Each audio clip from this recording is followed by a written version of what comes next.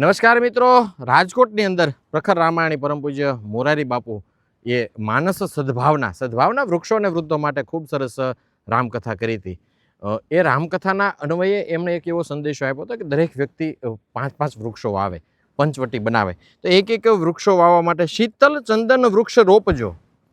આ એક વૃક્ષ એ શીતળતા પ્રદાન કરનારું વૃક્ષ છે. ત્યારે શીતલ ચંદન વૃક્ષ રોપજો, રૂપે શ્રી ગણેશ વિઘ્ન હરતા, પ્રથમ પૂજ્ય ભાવે કરી તિલક, સ્મરજો સૌના સમાહરતા.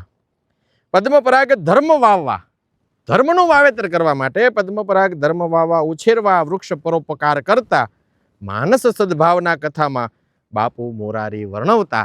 બાપુ મોરારી બાપુએ વર્ણન કર્યું, ખૂબ વર્ણન કર્યું વૃક્ષો અને વૃદ્ધો વિશે, ખૂબ વાત કરી. આ વૃક્ષોના મહાત્મ્ય વિશે ખૂબ વાત કરી. દરેક વ્યક્તિ ઓછામાં ઓછા 5-5 વૃક્ષોનું વાવેતર કરે તો આ પંચવટી બનાવવાનું સત્કાર્ય થાય, આ ધરતી નવપલ્લવિત કરવાનું કાર્ય થાય. ત્યારે માનસ સદભાવનામાંથી એક એવો શીખ લઈએ કે દરેક વ્યક્તિ વૃક્ષોનું વાવેતર કરે અને ઉછેર કરે. સદભાવના વૃદ્ધાશ્રમ, રાજકોટ.